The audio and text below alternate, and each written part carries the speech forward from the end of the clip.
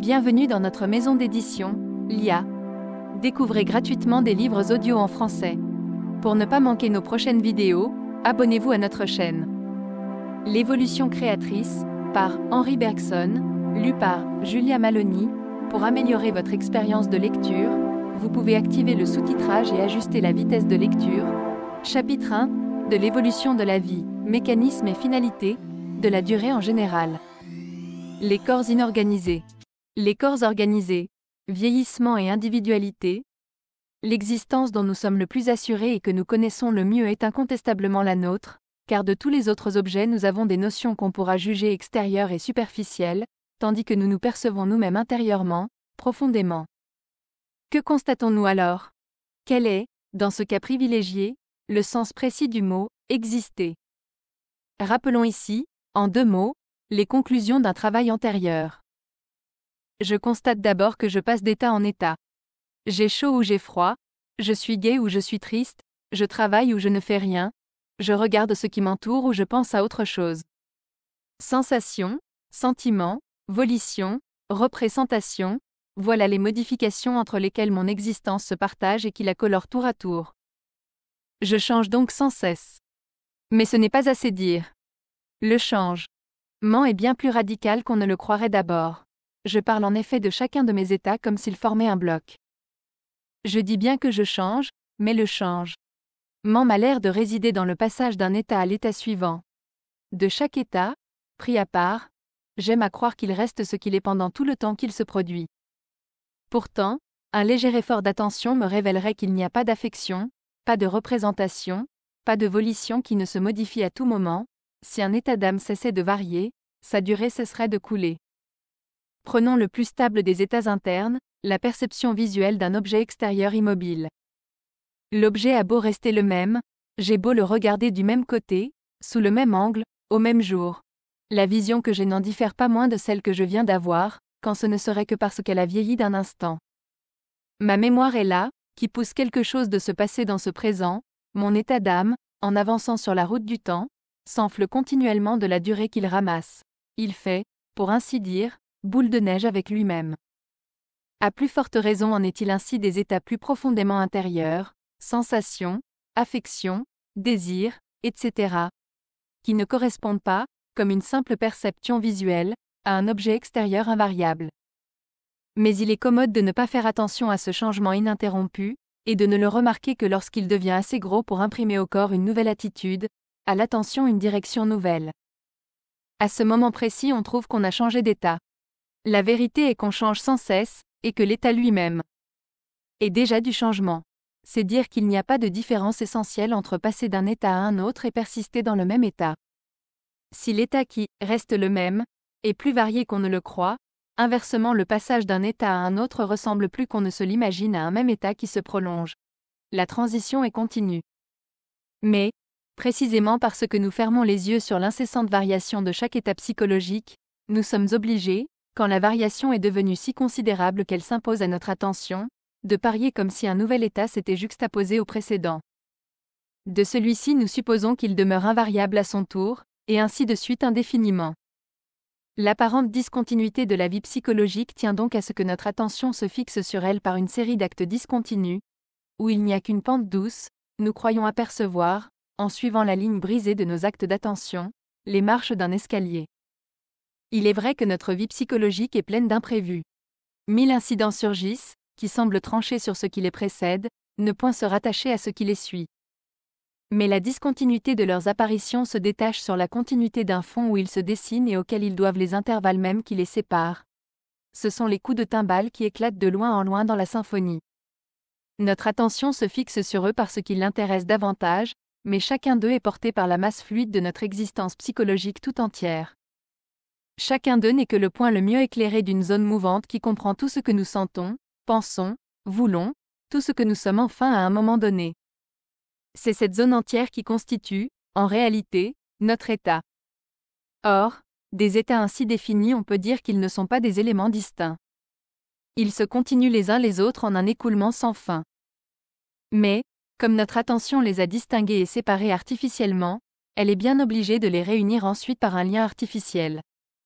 Elle imagine ainsi un moi amorphe, indifférent, immuable, sur lequel défileraient ou s'enfileraient les états psychologiques qu'elle a érigés en entités indépendantes.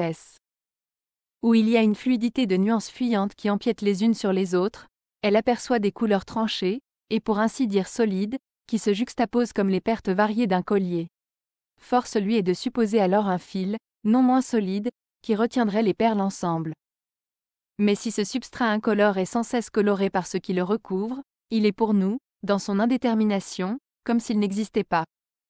Or, nous ne percevons précisément que du coloré, c'est-à-dire des états psychologiques. À vrai dire, ce substrat n'est pas une réalité.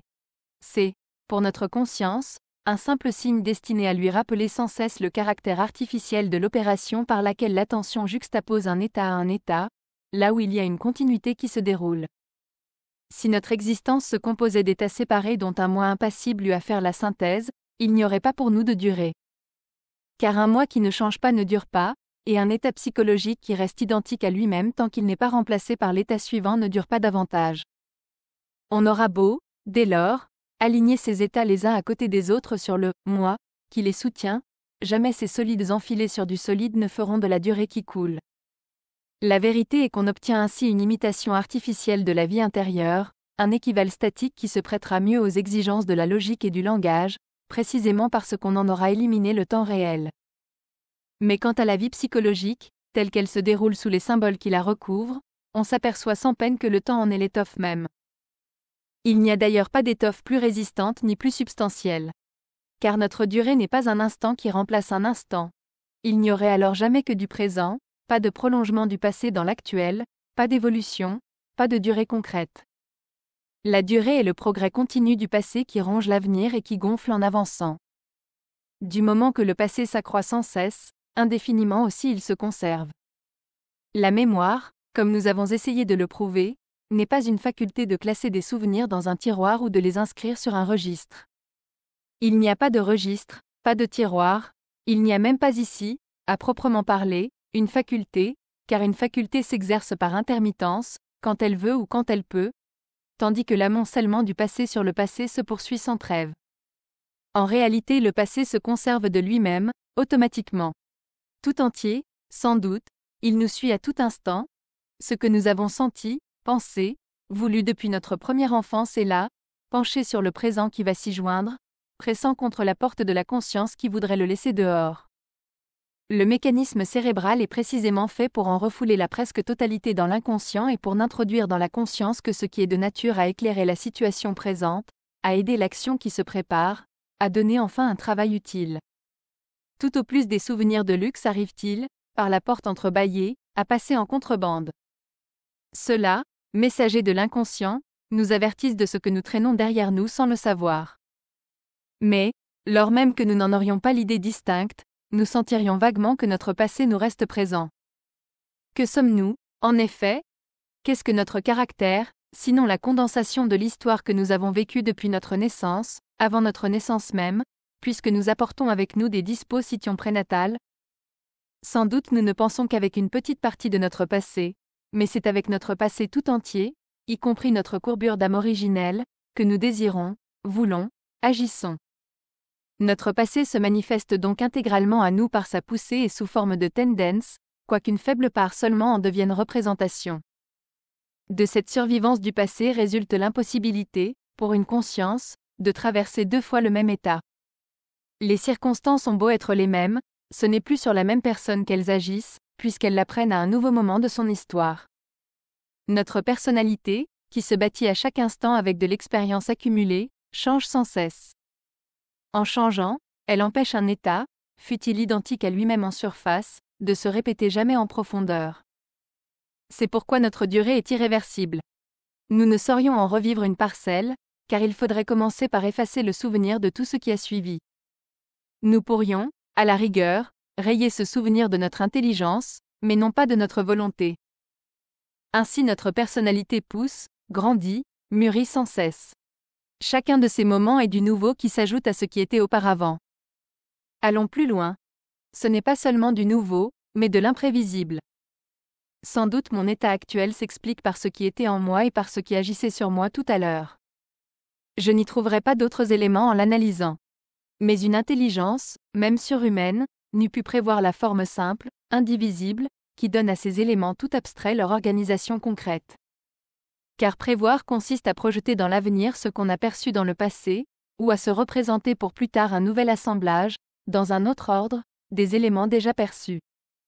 Mais ce qui n'a jamais été perçu, et ce qui est en même temps simple, est nécessairement imprévisible. Or, tel est le cas de chacun de nos états, envisagé comme un moment d'une histoire qui se déroule, il est simple, et il ne peut pas avoir été déjà perçu, puisqu'il concentre dans son indivisibilité tout le perçu avec, en plus, ce que le présent y ajoute. C'est un moment original d'une non moins originale histoire. Le portrait achevé s'explique par la physionomie du modèle, par la nature de l'artiste, par les couleurs délayées sur la palette. Mais, même avec la connaissance de ce qu'il explique, personne, pas même l'artiste, n'eût pu prévoir exactement ce que serait le portrait, car le prédire eût été le produire avant qu'il fût produit. Hypothèse absurde qui se détruit elle-même. Ainsi pour les moments de notre vie, dont nous sommes les artisans.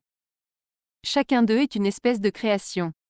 Et de même que le talent du peintre se forme ou se déforme, en tout cas se modifie, sous l'influence même des œuvres qu'il produit, ainsi chacun de nos états, en même temps qu'il sort de nous, modifie notre personne, étant la forme nouvelle que nous venons de nous donner. On a donc raison de dire que ce que nous faisons dépend de ce que nous sommes. Mais il faut ajouter que nous sommes, dans une certaine mesure, ce que nous faisons, et que nous nous créons continuellement nous-mêmes. Cette création de soi par soi est d'autant plus complète, d'ailleurs, qu'on raisonne mieux sur ce qu'on l'est. Car la raison ne procède pas ici comme en géométrie, où les prémices sont données une fois pour toutes, impersonnelles, et où une conclusion impersonnelle s'impose. Ici, au contraire, les mêmes raisons pourront dicter à des personnes différentes, ou à la même personne à des moments différents, des actes profondément différents, quoiqu'également raisonnablesse. À vrai dire, ce ne sont pas tout à fait les mêmes raisons, puisque ce ne sont pas celles de la même personne, ni du même moment. C'est pourquoi l'on ne peut pas opérer sur elles in abstracto, du dehors, comme en géométrie, ni résoudre pour autrui les problèmes que la vie lui pose. À chacun de les résoudre du dedans, pour son compte. Mais nous n'avons pas à approfondir ce point.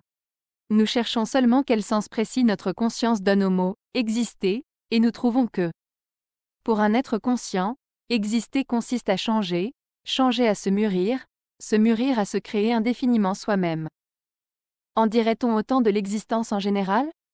Un objet matériel, pris au hasard, présente les caractères inverses de ceux que nous venons d'énumérer. Ou il reste ce qu'il est, ou, s'il change sous l'influence d'une force extérieure, nous nous représentons ce changement comme un déplacement de parties qui, elles, ne changent pas. Si ces parties s'avisaient de changer, nous les fragmenterions à leur tour.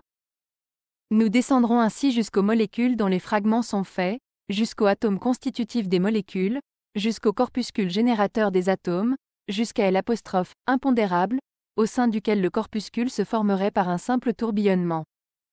Nous pousserons enfin la division ou l'analyse aussi loin qu'il le faudra. Mais nous ne nous arrêterons que devant l'immuable. Maintenant, nous disons que l'objet composé change par le déplacement de ses parties. Mais quand une partie a quitté sa position, rien ne l'empêche de la reprendre. Un groupe d'éléments qui a passé par un état peut donc toujours y revenir, sinon par lui-même, au moins par l'effet d'une cause extérieure qui remet tout en place. Cela revient à dire qu'un état du groupe pourra se répéter aussi souvent qu'on voudra et que par conséquent le groupe ne vieillit pas. Il n'a pas d'histoire. Ainsi, rien ne s'y crée, pas plus de la forme que de la matière. Ce que le groupe sera est déjà présent dans ce qu'il est, pourvu que l'on comprenne dans ce qu'il est tous les points de l'univers avec lesquels on le suppose en rapport. Une intelligence surhumaine calculerait, pour n'importe quel moment du temps, la position de n'importe quel point du système dans l'espace. Et comme il n'y a rien de plus, dans la forme du tout, que la disposition des parties, les formes futures du système sont théoriquement visibles dans sa configuration présente. Toute notre croyance aux objets, toutes nos opérations sur les systèmes que la science isole, reposent en effet sur l'idée que le temps ne mord pas sur eux. Nous avons touché un mot de cette question dans un travail antérieur. Nous y reviendrons au cours de la présente étude. Pour le moment, bornons-nous à faire remarquer que le temps abstrait attribué par la science à un objet matériel ou à un système isolé ne consiste qu'en un nombre déterminé de simultanéité ou plus généralement de correspondance, et que ce nombre reste le même, quelle que soit la nature des intervalles qui séparent les correspondances les unes des autres. De ces intervalles il n'est jamais question quand on parle de la matière brute, ou, si on les considère, c'est pour y compter des correspondances nouvelles, entre lesquelles pourra encore se passer tout ce qu'on voudra. Le sens commun, qui ne s'occupe que d'objets détachés, comme d'ailleurs la science, qui n'envisage que des systèmes isolés, se place aux extrémités des intervalles et non pas le long des intervalles mêmes. C'est pourquoi l'on pourrait supposer que le flux du temps prit une rapidité infinie, que tout le passé, le présent et l'avenir des objets matériels ou des systèmes isolés fut étalé d'un seul coup dans l'espace. Il n'y aurait rien à changer ni aux formules du savant ni même au langage du sens commun. Le nombre t signifierait toujours la même chose. Il compterait encore le même nombre de correspondances entre les états des objets ou des systèmes et les points de la ligne toute tracée que serait maintenant le cours du temps. Pourtant, la succession est un fait incontestable, même dans le monde matériel. Nos raisonnements sur les systèmes isolés ont beau impliquer que l'histoire passée, présente et future de chacun d'eux serait dépliable tout d'un coup, en éventail. Cette histoire ne s'en déroule pas moins au fur et à mesure, comme si elle occupait une durée analogue à la nôtre. Si je veux me préparer un verre d'eau sucrée, j'ai beau faire, je dois attendre que le sucre fonde. Ce petit fait est gros d'enseignement. Car le temps que j'ai à attendre n'est plus ce temps mathématique qui s'appliquerait aussi bien le long de l'histoire entière du monde matériel, lors même qu'elle serait étalée tout d'un coup dans l'espace. Il coïncide avec mon impatience, c'est-à-dire avec une certaine portion de ma durée à moi, qui n'est pas allongeable ni rétrécissable à volonté. Ce n'est plus du pensé, c'est du vécu. Ce n'est plus une relation, c'est de l'absolu. Qu'est-ce à dire, sinon que le verre d'eau, le sucre, et le processus de dissolution du sucre dans l'eau sont sans doute des abstractions, et que le tout dans lequel ils ont été découpés par mes sens et mon entendement progresse peut-être à la manière d'une conscience. Certes, l'opération par laquelle la science isole et clôt un système n'est pas une opération tout à fait artificielle. Si elle n'avait pas un fondement objectif, on ne s'expliquerait pas qu'elle fût tout indiquée dans certains cas, impossible dans d'autres. Nous verrons que la matière a une tendance à constituer des systèmes isolables, qui se puissent traiter géométriquement. C'est même par cette tendance que nous la définirons. Mais ce n'est qu'une tendance. La matière ne va pas jusqu'au bout, et l'isolement n'est jamais complet. Si la science va jusqu'au bout et isole complètement, c'est pour la commodité de l'étude. Elle sous-entend que le système, dit isolé, reste soumis à certaines influences extérieures. Elle les laisse simplement de côté, soit parce qu'elle les trouve assez faibles pour les négliger, soit parce qu'elle se réserve d'en tenir compte plus tard. Il n'en est pas moins vrai que ces influences sont autant de fils qui relient le système à un autre plus vaste, celui-ci à un troisième qui les englobe tous deux, et ainsi de suite jusqu'à ce qu'on arrive au système le plus objectivement isolé et le plus indépendant de tous, le système solaire dans son ensemble. Niais, même ici, l'isolement n'est pas absolu. Notre Soleil rayonne de la chaleur et de la lumière au-delà de la planète la plus lointaine. Et, d'autre part, il se meut, entraînant avec lui les planètes et leurs satellites, dans une direction déterminée. Le fil qui le rattache au reste de l'univers est sans doute bien ténu. Pourtant c'est le long de ce fil que se transmet, jusqu'à la plus petite parcelle du monde où nous vivons, la durée immanente au tout de l'univers. L'univers dure. Plus nous approfondirons la nature du temps, plus nous comprendrons que durée signifie invention, création de formes, élaboration continue de l'absolument nouveau. Les systèmes délimités par la science ne durent que parce qu'ils sont indissolublement liés au reste de l'univers. Il est vrai que, dans l'univers lui-même, il faut distinguer, comme nous le dirons plus loin, deux mouvements opposés, l'un de descente, l'autre de montée accent aigu e. Le premier ne fait que dérouler un rouleau tout préparé. Il pourrait, en principe, s'accomplir d'une manière presque instantanée, comme il arrive à un ressort qui se détend. Mais le second, qui correspond à un travail intérieur de maturation ou de création, dure essentiellement, et impose son rythme au premier, qui en est inséparable. Rien n'empêche donc d'attribuer au système que la science isole une durée et, par là, une forme d'existence analogue à la nôtre, si on les réintègre dans le tout. Mais il faut les y réintégrer. Et l'on en dirait autant, a fortiori, des objets délimités par notre perception. Les contours distincts que nous attribuons à un objet, et qui lui confèrent son individualité, ne sont que le dessin d'un certain genre d'influence que nous pourrions exercer en un certain point de l'espace. C'est le plan de nos actions éventuelles qui est renvoyé à nos yeux, comme par un miroir, quand nous apercevons les surfaces et les arêtes des choses. Supprimer cette action et par conséquent les grandes routes qu'elle se fraye d'avance, par la perception, dans l'enchevêtrement du réel, l'individualité du corps se résorbe dans l'universelle interaction qui est sans doute la réalité même. Maintenant, nous avons considéré des objets matériels pris au hasard. N'y a-t-il pas des objets privilégiés? Nous disions que les corps bruts sont taillés dans l'étoffe de la nature par une perception dont les ciseaux suivent, en quelque sorte, le pointillé des lignes sur lesquelles l'action passerait. Mais le corps qui exercera cette action, le corps qui, avant d'accomplir des actions réelles, projette déjà sur la matière le dessin de ses actions virtuelles, la corps qui n'a qu'à braquer ses organes sensoriels sur le flux du réel pour le faire cristalliser en forme définie et créer ainsi tous les autres corps, le corps vivant enfin est-il un corps comme les autres? Sans doute il consiste, lui aussi, en une portion d'étendue reliée au reste de l'étendue, solidaire du tout, soumise aux mêmes lois physiques et chimiques qui gouvernent n'importe quelle portion de la matière. Mais, tandis que la subdivision de la matière en corps isolés est relative à notre perception, tandis que la constitution de systèmes clos de points matériels est relative à notre science, le corps vivant a été isolé et clos par la nature elle-même. Il se compose de parties hétérogènes qui se complètent les unes les autres. Il accomplit des fonctions diverses qui s'impliquent les unes les autres. C'est un individu, et d'aucun autre objet, pas même du cristal, on ne peut en dire autant, puisqu'un cristal n'a ni hétérogénéité de parties ni diversité de fonctions. Sans doute il est malaisé de déterminer, même dans le monde organisé, ce qui est individu et ce qui ne l'est pas. La difficulté est déjà grande dans le règne animal. Elle devient presque insurmontable quand il s'agit des végétaux. Cette difficulté tient d'ailleurs à des causes profondes, sur lesquelles nous nous appesantirons plus loin. On verra que l'individualité comporte une infinité de degrés et que nulle part, pas même chez l'homme, elle n'est réalisée pleinement. Mais ce n'est pas une raison pour refuser d'y voir une propriété caractéristique de la vie. Le biologiste qui procède en géomètre triomphe trop facilement ici de notre impuissance à donner de l'individualité une définition précise et générale. Une définition parfaite ne s'applique qu'à une réalité faite. Or, les propriétés vitales ne sont jamais entièrement réalisées, mais toujours en voie de réalisation. Ce sont moins des états que des tendances. Et une tendance n'obtient tout ce qu'elle vise que si elle n'est contrariée par aucune autre tendance. Comment ce cas se présenterait-il dans le domaine de la vie, où il y a toujours, comme nous le montrerons, implication réciproque de tendances antagonistes? En particulier, dans le cas de l'individualité, on peut dire que, si la tendance à s'individuer est partout présente dans le monde organisé, elle est partout combattue par la tendance à se reproduire. Pour que l'individualité fût parfaite, il faudrait qu'aucune partie détachée de l'organisme ne pût vivre séparément. Mais la reproduction deviendrait alors impossible. Qu'est-elle, en effet, sinon la reconstitution d'un organisme nouveau avec un fragment détaché de l'ancien? L'individualité loge donc son ennemi chez elle. Le besoin même qu'elle éprouve de se perpétuer dans le temps la condamne à n'être jamais complète dans l'espace. Il appartient aux biologistes de faire, dans chacun des cas, la part des deux tendances.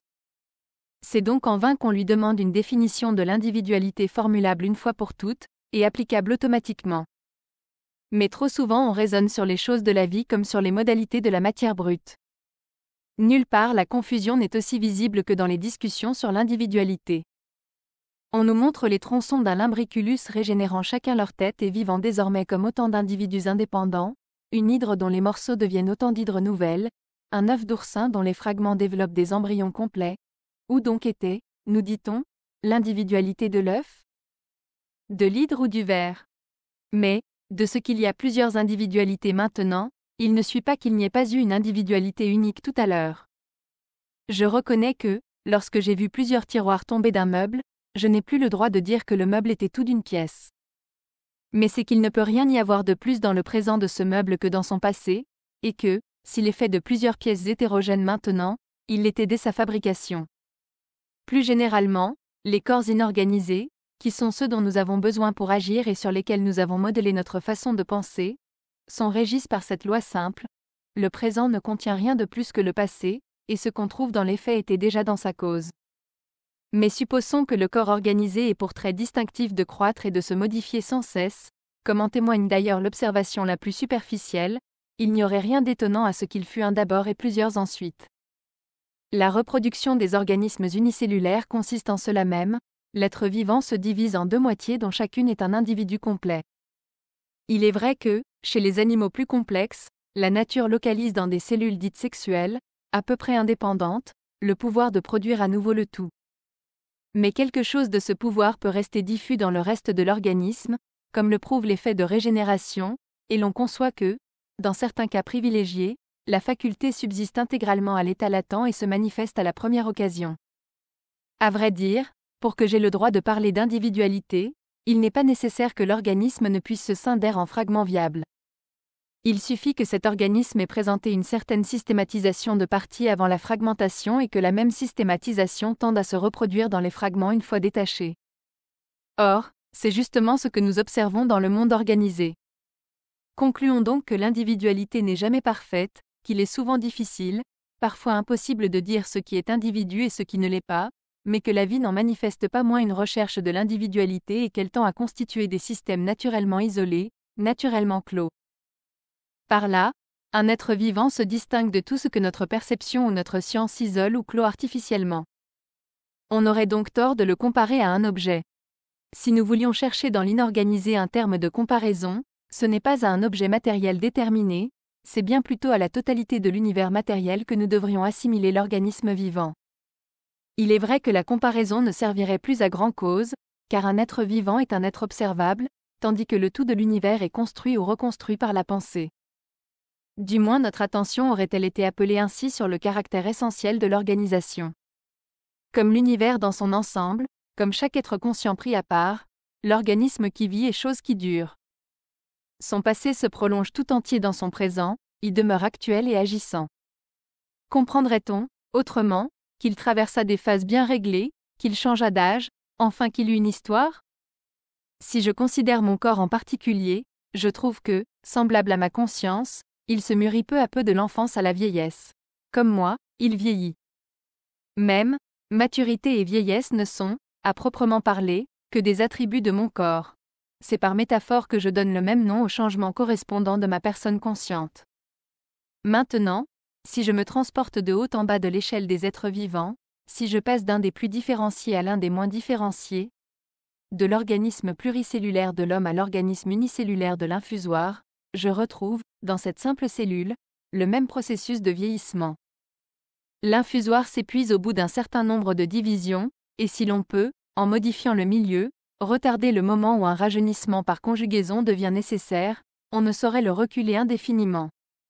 Il est vrai qu'entre ces deux cas extrêmes, où l'organisme est tout à fait individualisé, on en trouverait une multitude d'autres où l'individualité est moins marquée et dans lesquelles, bien qu'il y ait sans doute vieillissement quelque part, on ne saurait dire injuste ce qui vieillit. Encore une fois, il n'existe pas de loi biologique universelle, qui s'applique telle qu'elle, automatique.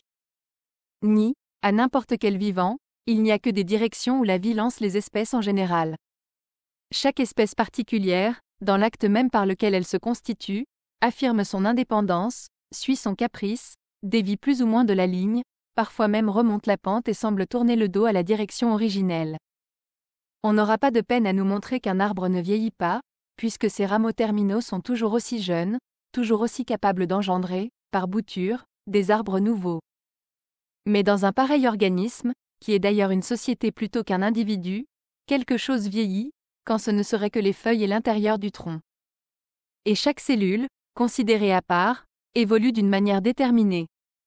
Partout où quelque chose vit, il y a, ouvert quelque part, un registre où le temps s'inscrit. Ce n'est là, dira-t-on, qu'une métaphore. Il est de l'essence du mécanisme, en effet, de tenir pour métaphorique toute expression qui attribue au temps une action efficace et une réalité propre. L'observation immédiate a beau nous montrer que le fond même de notre existence consciente est mémoire, c'est-à-dire prolongation du passé dans le présent, c'est-à-dire enfin durée agissante et irréversible. Le raisonnement a beau nous prouver que, plus nous nous écartons des objets découpés et des systèmes isolés par le sens commun et la science, plus nous avons affaire à une réalité qui change en bloc dans ses dispositions intérieures, comme si une mémoire accumulatrice du passé y rendait impossible le retour en arrière. L'instinct mécanistique de l'esprit est plus fort que le raisonnement, plus fort que l'observation immédiate. Le métaphysicien que nous portons inconsciemment en nous, et dont la présence s'explique, comme on le verra plus loin, par la place même que l'homme occupe dans l'ensemble des êtres vivants, a ses exigences arrêtées, ses explications faites, ses thèses irréductibles. Toutes se ramènent à la négation de la durée concrète. Il faut que le changement se réduise à un arrangement ou à un dérangement de parties, que l'irréversibilité du temps soit une apparence relative à notre ignorance, que l'impossibilité du retour en arrière ne soit que l'impuissance de l'homme à remettre les choses en place. Dès lors, le vieillissement ne peut plus être que l'acquisition progressive ou la perte graduelle de certaines substances, peut-être les deux à la fois. Le temps a juste autant de réalité pour un être vivant que pour un sablier, où le réservoir d'en haut se vide tandis que le réservoir d'en bas se remplit, et où l'on peut remettre les choses en place en retournant l'appareil. Il est vrai qu'on n'est pas d'accord sur ce qui se gagne ni sur ce qui se perd entre le jour de la naissance et celui de la mort. On s'est attaché à l'accroissement continuel du volume du protoplasme, depuis la naissance de la cellule jusqu'à sa mort. Plus vraisemblable et plus profonde est la théorie qui fait porter la diminution sur la quantité de substances nutritives renfermées dans le milieu intérieur, où l'organisme se renouvelle, et l'augmentation sur la quantité des substances résiduelles non excrétées qui, en s'accumulant dans le corps, finissent par encrouter. Faut-il néanmoins, avec un microbiologiste éminent, déclarer insuffisante toute explication du vieillissement qui ne tient pas compte de la phagocytose? Nous n'avons pas qualité pour trancher la question. Mais le fait que les deux théories s'accordent à affirmer la constante accumulation ou la perte constante d'une certaine espèce de matière, alors que, dans la détermination de ce qui se gagne et de ce qui se perd, elles n'ont plus grand cause de commun, montre assez que le cadre de l'explication a été fourni a priori. Nous le verrons de mieux en mieux à mesure que nous avancerons dans notre étude. Il n'est pas facile, quand on pense au temps, d'échapper à l'image du sablier. La cause du vieillissement doit être plus profonde. Nous estimons qu'il y a continuité ininterrompue entre l'évolution de l'embryon et celle de l'organisme complet. La poussée en vertu de laquelle l'être vivant grandit, se développe et vieillit, est celle même qui lui a fait traverser les phases de la vie embryonnaire. Le développement de l'embryon est un perpétuel changement de forme. Celui qui voudrait en noter tous les aspects successifs se perdrait dans un infini, comme il arrive quand on a affaire à une continuité. De cette évolution prénatale, la vie est le prolongement. La preuve en est qu'il est souvent impossible de dire si l'on a affaire à un organisme qui vieillit ou à un embryon qui continue d'évoluer. Tel est le cas des larves d'insectes et de crustacés, par exemple. D'autre part, dans un organisme comme le nôtre, des crises telles que la puberté ou la ménopause, qui entraînent la transformation complète de l'individu, sont tout à fait comparables aux changements qui s'accomplissent au cours de la vie larvaire ou embryonnaire. Pourtant elles font partie intégrante de notre vieillissement. Si elles se produisent à un âge déterminé, et en un temps qui peut être assez court, personne ne soutiendra qu'elle survient un an à leur ex abrupto, du dehors, simplement parce qu'on a atteint un certain âge, comme l'appel sous les drapeaux arrive à celui qui a 20 ans révolus. Il est évident qu'un changement comme celui de la puberté se prépare à tout instant depuis la naissance et même avant la naissance, et que le vieillissement de l'être vivant jusqu'à cette crise consiste, en partie au moins, dans cette préparation graduelle. Bref, ce qu'il y a de proprement vital dans le vieillissement est la continuation insensible, infiniment divisée, du changement de forme. Des phénomènes de destruction organique l'accompagnent d'ailleurs, sans aucun doute. À cela s'attachera une explication mécanistique du vieillissement. Elle notera l'effet de sclérose, l'accumulation graduelle des substances résiduelles, l'hypertrophie grandissante du protoplasme de la cellule. Mais sous ces effets visibles se dissimule une cause intérieure. L'évolution de l'être vivant, comme celle de l'embryon, implique un enregistrement continuel de la durée, une persistance du passé dans le présent, et par conséquent une apparence au moins de mémoire organique. L'état présent d'un corps brut dépend exclusivement de ce qui se passait à l'instant précédent. La position des points matériels d'un système défini et isolé par la science est déterminée par la position de ces mêmes points au moment immédiatement antérieur. En d'autres termes, les lois qui régissent la matière inorganisée sont exprimables, en principe, par des équations différentielles dans lesquelles le temps, au sens où le mathématicien prend ce mot, jouerait le rôle de variable indépendante. En est-il ainsi des lois de la vie? L'état d'un corps vivant trouve-t-il son explication complète dans l'état immédiatement antérieur? Oui, si l'on convient, a priori, d'assimiler le corps vivant aux autres corps de la nature et de l'identifier, pour les besoins de la cause, avec les systèmes artificiels sur lesquels opèrent le chimiste, le physicien et l'astronome.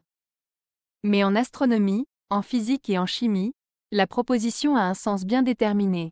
Elle signifie que certains aspects du présent, importants pour la science, sont calculables en fonction du passé immédiat. Rien de semblable dans le domaine de la vie. Ici le calcul a prise, tout au plus, sur certains phénomènes de destruction organique. De la création organique, au contraire, des phénomènes évolutifs qui constituent proprement la vie, nous n'entrevoyons même pas comment nous pourrions les mettre à un traitement mathématique. On dira que cette impuissance ne tient qu'à notre ignorance. Mais elle peut aussi bien exprimer que le moment actuel d'un corps vivant ne trouve pas sa raison d'être dans le moment immédiatement antérieur, qu'il faut y joindre tout le passé de l'organisme, son hérédité, enfin l'ensemble d'une très longue histoire. En réalité, c'est la seconde de ces deux hypothèses qui traduit l'état actuel des sciences biologiques, et même leur direction. Quant à l'idée que le corps vivant pourrait être soumis par quelques calculateurs surhumains au même traitement mathématique que notre système solaire, elle est sortie peu à peu d'une certaine métaphysique qui a pris une forme plus précise depuis les découvertes physiques de Galilée, mais qui, nous le montrerons, fut toujours la métaphysique naturelle de l'esprit humain. Sa clarté apparente, notre impatient désir de la trouver vraie, l'empressement avec lequel tant d'excellents esprits l'acceptent sans preuve, toutes les séductions enfin qu'elle exerce sur notre pensée devraient nous mettre en garde contre elle. L'attrait qu'elle a pour nous prouve assez qu'elle donne satisfaction à une inclination innée. Mais, comme on le verra plus loin, les tendances intellectuelles, aujourd'hui innées, que la vie a dû créer au cours de son évolution, sont faites pour tout autre chose que pour nous fournir une explication de la vie. C'est à l'opposition de cette tendance qu'on vient se heurter, dès qu'on veut distinguer entre un système artificiel et un système naturel, entre le mort et le vivant. Elle fait qu'on éprouve une égale difficulté à penser que l'organisé dure et que l'inorganisé ne dure pas. Et, quoi, dira-t-on, en affirmant que l'état d'un système artificiel dépend exclusivement de son état au moment précédent, ne faites-vous pas intervenir le temps, ne mettez-vous pas le système dans la durée? Et d'autre part, ce passé qui, selon vous, fait corps avec le moment actuel de l'être vivant, la mémoire organique ne le contracte-t-elle pas tout entier dans le moment immédiatement antérieur, qui, dès lors, devient la cause unique de l'état présent? Parler ainsi est méconnaître la différence capitale qui sépare le temps concret, le long duquel un système réel se développe, et le temps abstrait qui intervient dans nos spéculations sur les systèmes artificiels. Quand nous disons que l'état d'un système artificiel dépend de ce qu'il était au moment immédiatement antérieur, qu'entendons-nous par là? Il n'y a pas, il ne peut pas y avoir d'instant immédiatement antérieur à un instant, pas plus qu'il n'y a de point mathématique contigu à un point mathématique. L'instant, immédiatement antérieur, est, en réalité, celui qui est relié à l'instant présent par l'intervalle dt. Tout ce que nous voulons dire est donc que l'état présent du système est défini par des équations ou entre des coefficients différentiels tels que, c'est-à-dire, au fond, des vitesses présentes et des accélérations présentes. C'est donc enfin du présent seulement qu'il est question, d'un présent qu'on prend, il est vrai, avec sa tendance. Et, de fait, les systèmes sur lesquels la science opère sont dans un présent instantané qui se renouvelle sans cesse, jamais dans la durée réelle, concrète, où le passé fait corps avec le présent. Quand le mathématicien calcule l'état futur d'un système au bout du temps t, rien ne l'empêche de supposer que, d'ici là, l'univers matériel s'évanouisse pour réapparaître tout à coup. C'est le t-ième moment seul qui compte, quelque chose qui sera un pur instantané. Ce qui coulera dans l'intervalle, c'est-à-dire le temps réel, ne compte pas et ne peut pas entrer dans le calcul. Que si le mathématicien déclare se placer dans cet intervalle, c'est toujours en un certain point, à un certain moment, je veux dire à l'extrémité d'un temps t' qu'il se transporte, et c'est alors de l'intervalle qui va jusqu'en t qu'il n'est plus question. Que s'il divise l'intervalle en parties infiniment petites par la considération de la différentielle dt, il exprime simplement par là qu'il considérera des accélérations et des vitesses, c'est-à-dire des nombres qui notent des tendances et qui permettent de calculer l'état du système à un moment donné. Mais c'est toujours d'un moment donné, je veux dire arrêté, qu'il est question, et non pas du temps qui coule. Bref, le monde sur lequel le mathématicien opère est un monde qui meurt et renaît à chaque instant, celui-là même auquel pensait Descartes quand il parlait de création continuée. Mais, dans le temps ainsi conçu, comment se représenter une évolution, c'est-à-dire le trait caractéristique de la vie? L'évolution, elle, implique une continuation réelle du passé par le présent, une durée qui est un trait d'union. En d'autres termes, la connaissance d'un être vivant ou système naturel est une connaissance qui porte sur l'intervalle même de durée, tandis que la connaissance d'un système artificiel ou mathématique ne porte que sur l'extrémité.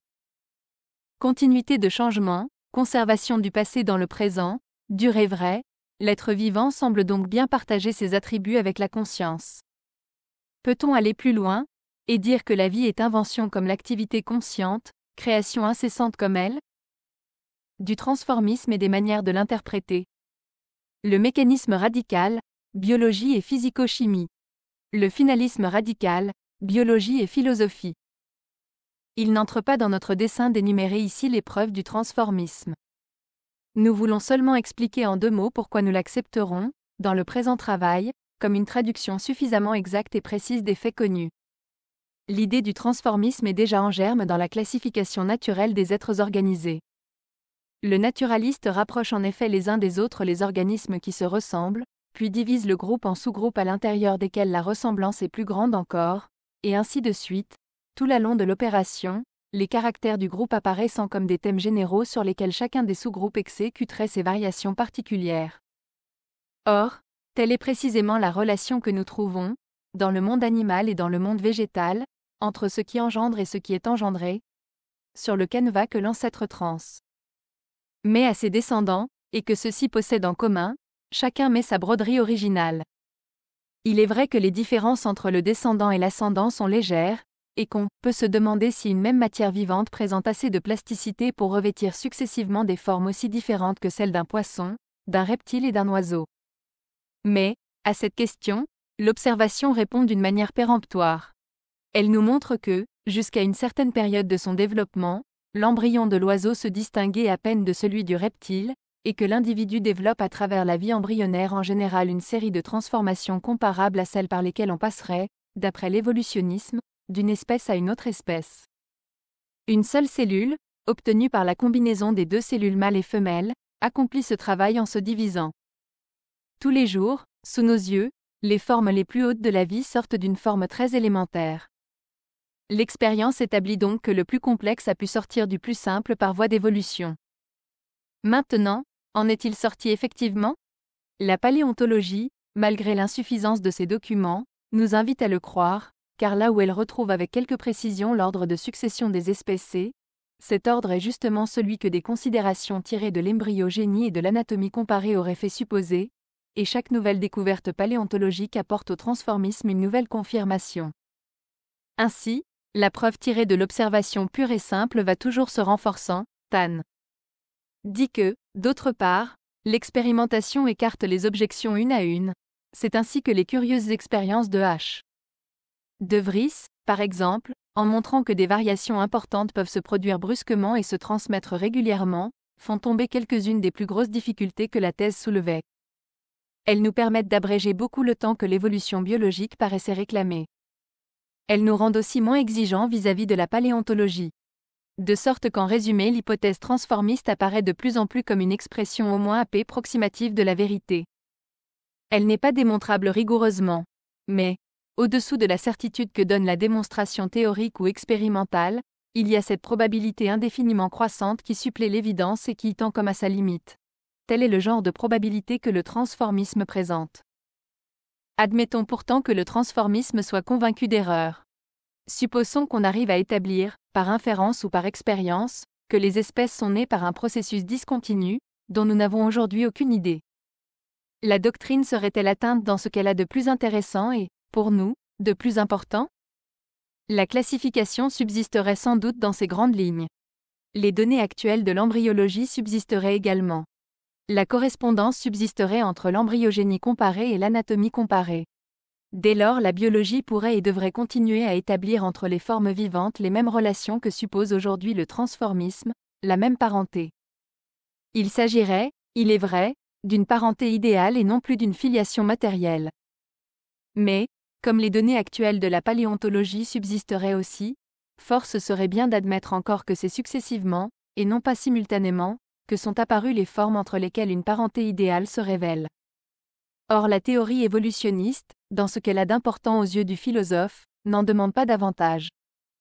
Elle consiste surtout à constater des relations de parenté idéale et à soutenir que, là où il y a ce rapport de filiation pour ainsi dire logique entre des formées, il y a aussi un rapport de succession chronologique entre les espèces où ces formes se matérialisent. Cette double thèse subsisterait en tout état de cause. Et, dès lors, il faudrait bien encore supposer une évolution quelque part, soit dans une pensée créatrice où les idées des diverses espèces se seraient engendrées les unes les autres exactement comme le transformisme veut que les espèces elles-mêmes se soient engendrées sur la Terre, soit dans un plan d'organisation vitale immanent à la nature, qui s'expliciterait peu à peu, où les rapports de filiation logique et chronologique entre les formes pures seraient précisés. Mais ce que le transformisme nous présente comme des rapports de filiation réels entre des individus vivants, soit enfin dans quelques causes inconnues de la vie, qui développeraient ces effets comme si les uns engendraient les autres. On aurait donc simplement transposé l'évolution. On l'aurait fait passer du visible dans l'invisible. Presque tout ce que le transformisme nous dit aujourd'hui se conserverait, quitte à s'interpréter d'une autre manière. Ne vaut-il pas mieux, dès lors, s'en tenir à la lettre du transformisme, tel que le professe la presque unanimité des savants? Si l'on réservait la question de savoir dans quelle mesure cet évolutionnisme décrit les faits et dans quelle mesure il les symbolise, il n'a rien d'inconciliable avec les doctrines qu'il a prétendu remplacer, même avec celle des créations séparées, à laquelle on l'oppose généralement. C'est pourquoi nous estimons que le langage du transformisme s'impose maintenant à toute philosophie, comme l'affirmation dogmatique du transformisme s'impose à la science. Mais alors, il ne faudra plus parler de la vie en général comme d'une abstraction, ou comme d'une simple rubrique sous laquelle on inscrit tous les êtres vivants. À un certain moment, en certains points de l'espace, un courant bien visible a pris naissance.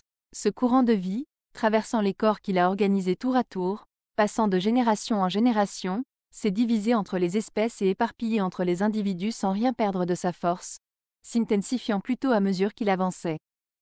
On sait que, dans la thèse de la continuité du plasma germinatif, soutenue par Weizmann, les éléments sexuels de l'organisme générateur transmettraient directement leurs propriétés aux éléments sexuels de l'organisme engendré. Sous cette forme extrême, la thèse a paru contestable, car c'est dans des cas exceptionnels seulement qu'on voit s'ébaucher les glandes sexuelles dès la segmentation de l'ovule fécondé. Mais, si les cellules génératrices des éléments sexuels n'apparaissent pas, en général, dès le début de la vie embryonnaire, il n'en est pas moins vrai qu'elles se forment toujours aux dépens de tissus de l'embryon qui n'ont encore subi aucune différenciation fonctionnelle particulière et dont les cellules se composent de protoplasmes non modifiés. En d'autres termes, le pouvoir génétique de l'ovule fécondé s'affaiblit à mesure qu'il se répartit sur la masse grandissante des tissus de l'embryon. Mais, pendant qu'il se dilue ainsi, il concentre à nouveau quelque chose de lui-même sur un certain point spécial, sur les cellules d'où naîtront les ovules ou les spermatozoïdes. On pourrait donc dire que, si le plasma germinatif n'est pas continu, il y a du moins continuité d'énergie génétique, cette énergie ne se dépensant que quelques instants, juste le temps de donner l'impulsion à la vie embryonnaire, et se ressaisissant le plus tôt possible dans de nouveaux éléments sexuels où, encore une fois, elle attendra son heure. Envisagée de ce point de vue, la vie apparaît comme un courant qui va d'un germe à un germe par l'intermédiaire d'un organisme développé. Tout se passe comme si l'organisme lui-même n'était qu'une excroissance, un bourguéon que fait saillir le germe ancien travaillant à se continuer en un germe nouveau. L'essentiel est la continuité de progrès qui se poursuit indéfiniment, progrès invisible sur lequel chaque organisme visible chevauche pendant le court intervalle de temps qui lui est donné de vivre. Or, plus on fixe son attention sur cette continuité de la vie, plus on voit l'évolution organique se rapprocher de celle d'une conscience, où le passé presse contre le présent et en fait jaillir une forme nouvelle, incommensurable avec ses antécédents. Que l'apparition d'une espèce végétale ou animale soit due à des causes précises, nul ne le contestera. Mais il faut entendre par là que, si l'on connaissait après coup le détail de ces causes, on arriverait à expliquer par elles la forme qui s'est produite, de la prévoir il ne saurait être question.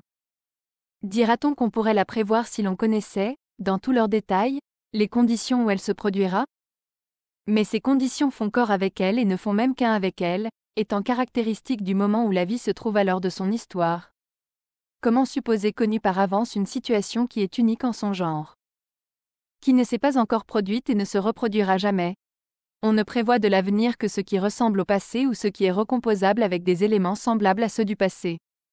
Tel est le cas des faits astronomiques, physiques, chimiques, de tous ceux qui font partie d'un système où se juxtaposent simplement des éléments censés immuables, où il ne se produit que des changements de position, où il n'y a pas d'absurdité théorique à imaginer que les choses soient remises en place, où par conséquent le même phénomène total ou du moins les mêmes phénomènes élémentaires peuvent se répéter.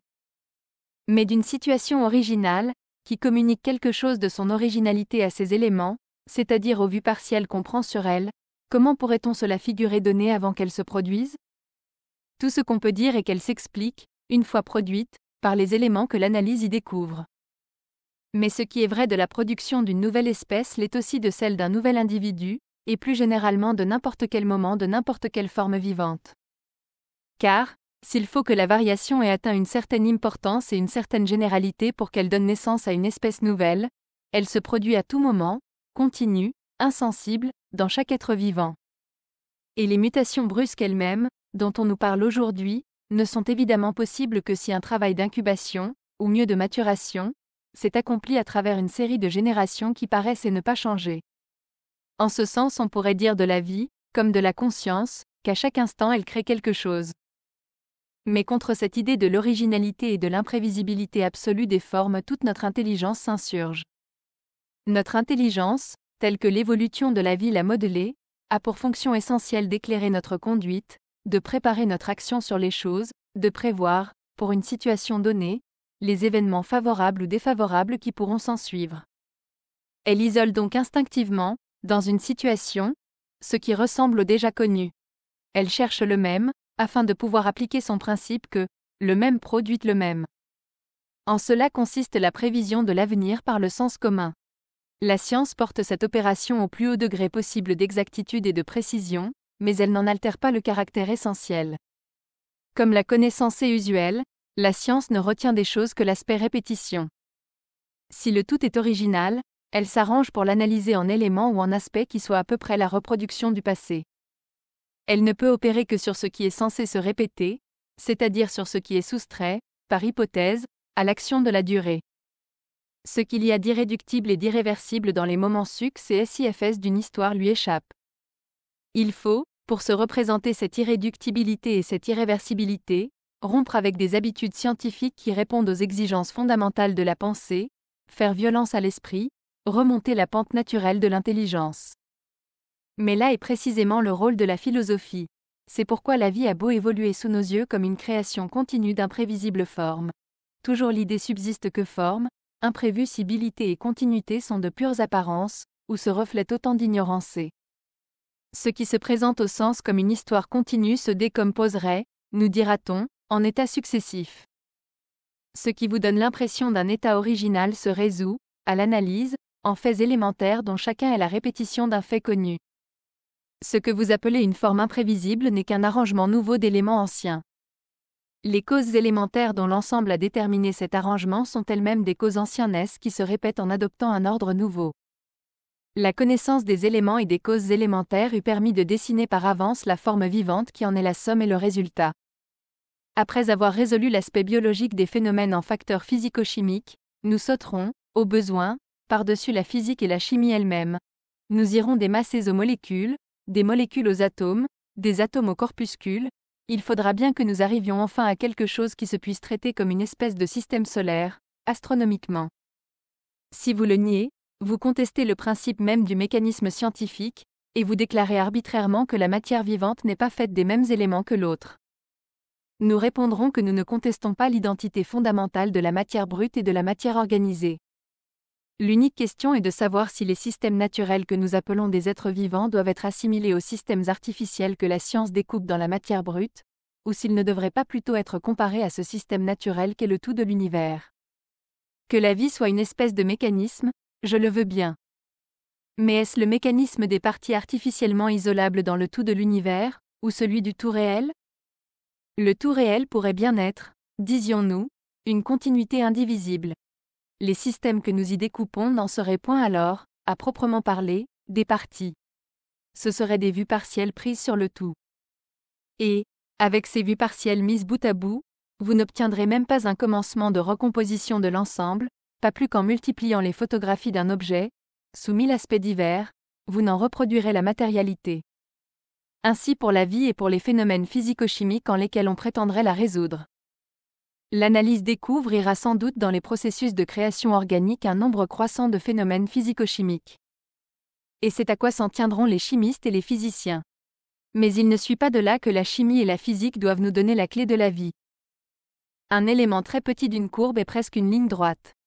Il ressemblera d'autant plus à une ligne droite qu'on le prendra plus petit. À la limite, on dira, comme on voudra, qu'il fait partie d'une droite ou d'une courbe. En chacun de ces points, en effet, la courbe se confond avec sa tangente. Ainsi la vitalité et tangente en n'importe quel point aux forces physiques et chimiques ou S. Mais ces points ne sont, en somme, que les vues d'un esprit qui imagine des arrêts à tel ou tel moment du mouvement générateur de la courbe. En réalité, la vie n'est pas plus faite d'éléments physico-chimiques qu'une courbe n'est composée de lignes droites. Cliquez sur I, en haut à droite de votre écran pour choisir le livre audio que vous aimeriez découvrir. Si cette vidéo vous a plu, vous pouvez mettre un « j'aime » et la partager à vos amis. Par ailleurs, visitez notre bibliothèque sur audible.fr pour explorer notre vaste sélection de livres audio réalisés par l'IA.